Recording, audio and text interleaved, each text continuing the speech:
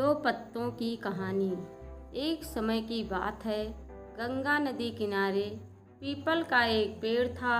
पहाड़ों से उतरती गंगा पूरे वेग से बह रही थी कि अचानक पेड़ से दो पत्ते नदी में आ गिरे। एक पत्ता आड़ा गिरा और एक सीधा।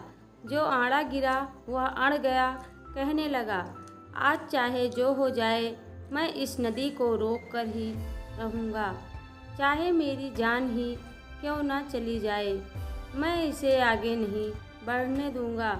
वह ज़ोर ज़ोर से चिल्लाने लगा, रुक जा गंगा, अब तू और आगे नहीं बढ़ सकती, मैं तुझे यहीं रोक दूँगा। पर नदी तो बढ़ती ही जा रही थी। उसे तो पता भी नहीं था कि कोई पत्ता उसे रोकने की कोशिश कर रहा है। पर पत्ते की तो जान पर बन आई थी। वो लगातार संघर्ष कर रहा था, नहीं जानता था कि बिना लड़े भी वहीं पहुँचेगा जहाँ लड़कर थक कर हार कर पहुँचेगा। पर अब और तब के बीच का समय उसकी पीड़ा का, उसके संताप का काल बन जाएगा।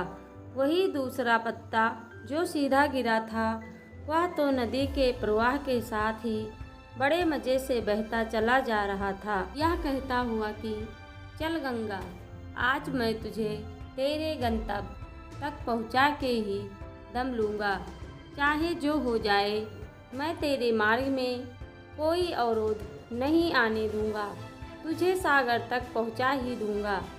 नदी को इस पत्ते का भी कुछ पता नहीं, वह तो अपनी ही धुन में सागर की ओर बढ़ती जा रही थी। पर पत्ता तो आनंदित है, वह तो यही समझ रहा है कि वही नदी को अपने साथ बहाए ले जा रहा है।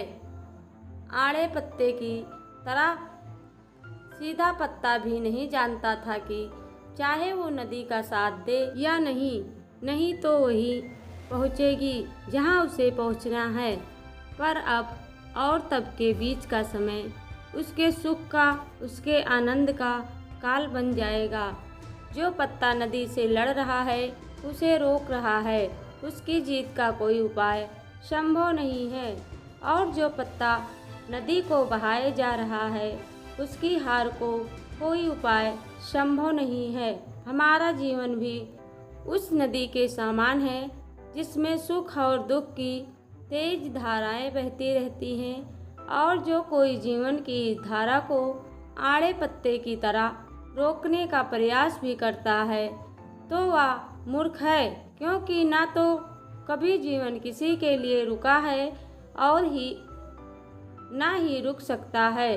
वह अज्ञानमय है जो आड़े पत्ते की तरह हर जीवन की इस बहती नदी में सुख की धारा को ठहराने या दुख की धारा को जल्दी बहाने की मूर्खतापूर्ण कोशिश करता है।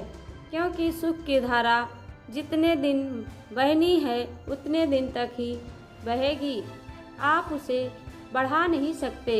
और अगर आपके जीवन में दुख का बहाव जितने समय तक के लिए आना है वो आकर ही रहेगा, फिर क्यों आड़े पत्ते की तरह इसे रोकने की व्यर्थ मेहनत करें, बल्कि जीवन में आने वाली हर अच्छी बुरी परिस्थितियों में खुश होकर जीवन की बहती धारा के साथ उस सीधे पत्ते की तरह ऐसे चलते जाओ जैसे जीवन आपको नहीं बल्कि आप जीवन को चला रहे हो। सीधे पत्ते की तरह सुख और दुख से संता और आनंदित होकर जीवन की धारा में मौज से बहते जाएं।